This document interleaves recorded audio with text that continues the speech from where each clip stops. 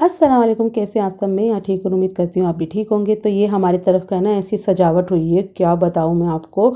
माशाल्लाह से इस बार तो ना हमारी जिस जगह पे मैं रहती हूँ ना, पूरी एरिया सजा हुआ है, हर गली सजी हुई है, बहुत ही ज़्यादा प्यारा लग रहा था। और सब यानी कि लिखा हुआ भी है रमज़ान मुबारक, यानी कि इस बार जो है ना कुछ अलग प्रिपरेशन की गई है। और हमने भी अपने घर में लाइट लगाई है, तो मैंने सोचा साइड में से ही दिखा देती हूँ। वैसे तो यानी कि मैं नीचे उतरी नहीं हूँ, वरना तो मैं नीचे जाकर भी यानी कि नीचे से ना अपने बिल्डिंग को दिखाती ना, तो बहुत ही ज़्यादा प्यारा लगता। तो जो मैंने रात को सब्ज़ी बनाई थी आलू की कतली, उसी को मैंने अच्छे से गर्म कर लिया है। और साथ में बनाई थी गर्मा गर्म रोटियाँ, और कुछ रात की रखी हुई थी। और मेरे हस्बैंड ने ना जो ब्रेड लेकर आए थे, ये रही। तो ये ब्रेड लेकर आए थे, तो ये वाली ब्रेड आज हम खाएंगे। तो ये भी मैंने निकाल रही है, तो देखते हैं किसे। ये कहते मिल्क से के साथ खाएंगे, तो मैंने ठीक है। तो दूध गर्म करने के लिए मैंने रख दिया है। अब जाके दस्तरखान बिछाने लगी थी मैं। ये तो सो रहे हैं आराम से, और मैं यहाँ पे सहरी अकेले अकेले ही तैयार करती हूँ, फिर इन्हें उठाती हूँ। जैसे मैं पहले करती थी, पहले मेरी मम्मी बनाती थी, मेरी बहनें बनाती थी, तो फिर मैं आखिर में जाती थी उठ के। लेकिन अब तो खुद ही बनाना पड़ता है। और ये जो है ना कागज़ में लिपटी हुई, ये है हमारी रात वाली रोटियाँ, और ये 2 रोटी मैंने अभी बनाई है। तो इसमें से जो ताज़ी बनाई थी ना, एक मैंने खाई, एक अपने हस्बैंड को दी, और बाकी जो बची हुई रोटियाँ थी ना रात की, वो भी ताज़ी थी यार, अभी तो बनाई थी रात को। तो फिर वो खा लेंगे, वरना बचनी नहीं चाहिए, वरना रात को तो और भी ज़्यादा बासी हो जाएगी अगले दिन। तो माशाल्लाह से ये रमज़ान मुबारक का हमारा चौथा रोज़ा है, और चौथा रोज़ा जो है हमारा जुम्मे के दिन का, और रमज़ानुल मुबारक के महीने का पहला जुम्मा माशाल्लाह से आ गया है। तो मैंने जल्दी से ये यानी कि दूध भी निकाल लिया था, क्योंकि बहुत देर ना हो जाए, क्योंकि पानी भी पीना होता है ना लास्ट में, वरना मज़ा नहीं आता। जब तक 2-3 गिलास पानी ना पियो तो मज़ा नहीं आता। खाना बतेर कम खा लो, लेकिन पानी तो अच्छे से पीना पड़ता है ना। तो फिर मैंने यानी कि अपने हस्बैंड की दूध में तो चीनी डाल दी थी, लेकिन मेरा जो था ना फीका था। तो यहाँ पे क्योंकि मीठी ब्रेड थी ना, तो मैं सोचने लगी फीके दूध यानी कि फीके दूध से खा के देखेंगे। तो यहाँ पे मेरे हस्बैंड ने आधी ब्रेड मुझे दी और आधी खुद ली। सब सेहरी हमारी मुकम्मल हो ही गई है, बस नमाज़ पढ़ के फिर उसके बाद मैं सो जाऊँगी, और फिर मैं आपसे मिलती हूँ दोपहर में।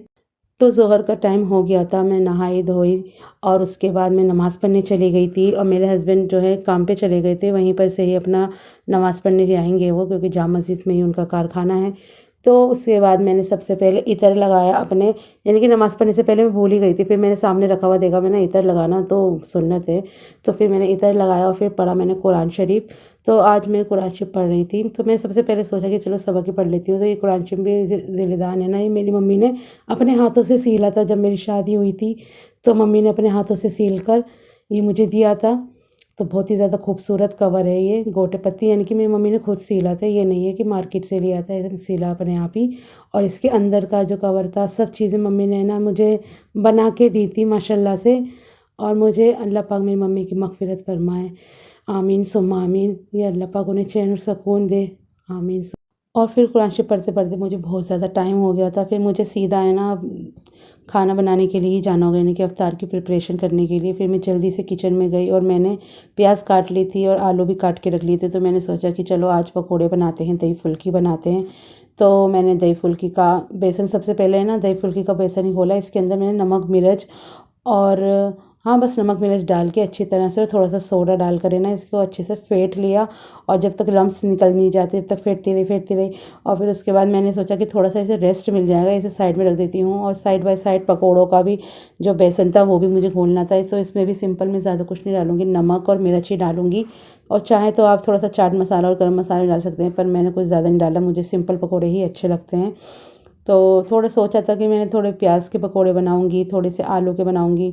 पर मैं मन में ये भी चल रहा था कि कभी ज़्यादा ही हैवी ना हो जाए, क्योंकि मेरे हस्बैंड है ना आखिर में आके यूँ कह देते हैं कि मेरा दिल नहीं कर रहा, तो फिर वो मुझ पे ही पड़ जाते हैं। इस वजह से मैं ना थोड़ी डर रही थी बनाते हुए, पर फिर भी मैंने बना लिए। मैंने चलो जब तक पकोड़े नहीं रखे होते दस्तरखान पे तो मज़ा भी तो नहीं आता।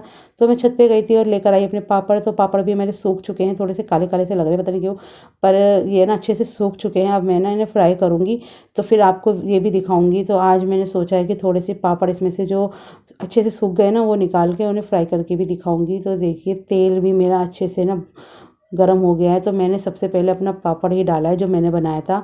तो माशाल्लाह से बहुत ही अच्छा यानी कि फ्राई होके निकला, और यूँ ही गर्मा गर्म तेल में डालना है, बस आपको ये ध्यान रखना है। और एकदम से ना वाइट वाइट सा, जैसे गली में पहले पापड़ देने के लिए आते थे ना, वो 2 रुपए का 5 रुपए का कर दिया है, अब तो पता नहीं 6 का कर दिया है। तो वो वैसे वाले पापड़ बने थे। तो मुझे हैरानी हुई, मैं ना वो साबूदाने के पापड़ होते थे। तो यानी कि हमें पता ही नहीं था, मैं तो सोचती कि वो चावल के पापड़, बिल्कुल सेम टू सेम ऐसे ही बनते थे वो भी। वाइट कलर के चाट मसाला डाल के देता था, बहुत ही ज़्यादा टेस्टी लगते थे। और थोड़ी सी मैंने कचरियाँ भी फ्राई कर ली थी, ज़्यादा नहीं करी थी, बस थोड़ी सी करी थी, क्योंकि थोड़ा थोड़ा करके बहुत सारा हो जाता है ना।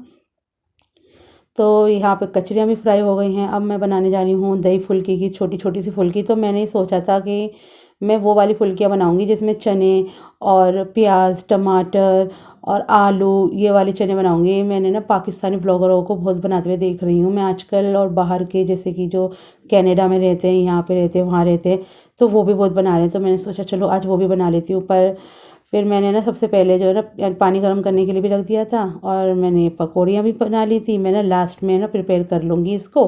तो छोटी छोटी सी उसमें था कि ज़रा छोटी छोटी सी बनानी है, ज़्यादा बड़ी नहीं बनानी, इस वजह से मैंने छोटी छोटी बनाई थी।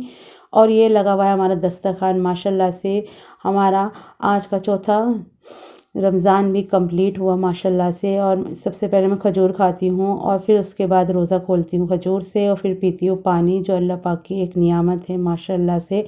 और ये रहे हमारे कुछ फ्रूट्स जो मेरे काटे थे, और यहाँ पे सज गया है हमारा दस्तरखान। और माशाल्लाह से ना मैंने ना थोड़ा सा फ्रूट को ना थोड़ा डिज़ाइन वाला बनाया था। आप बताइएगा आपको कैसा लगा। ऐसे ना मैंने स्ट्रॉबेरी थोड़ी सजा दी थी, यानी कि ये 3 फ्रूट ही लेकर आई थी, मैं ना इन्हीं को सजाती रहती हूँ। तो उसके बाद मैंने पकौड़ियों में और इसमें सब चीज़ों पे ना थोड़ा थोड़ा चाट मसाला डाल दिया, तो जभी तो टेस्ट आएगा ना। क्योंकि नॉर्मल इन कचरियों में ना सिर्फ नमक होता है, कोई किसी किसी में तो नमक भी नहीं होता है। तो बढ़िया लगते हैं। ये वाली जो मैगी स्टाइल में जो लेकर आई थी ना मैं, ये वाली कचरी, ये भी बहुत टेस्टी है, बड़ी जायकेदार है। कभी आपके यहाँ पे मिल रही हो ना तो ज़रूर ट्राई करना, बहुत ही ज़्यादा। और अफ्तार करने के बाद फिर मैंने पढ़ी नमाज़, और फिर उसके बाद बनाए थे आलू बैगन, जो कि आज का डिनर है। तो इस व्लॉग को मैं यही करने जा रही हूँ। एंड लाइक शेयर सब्सक्राइब करना ना भूलें। अल्लाह हाफिज़।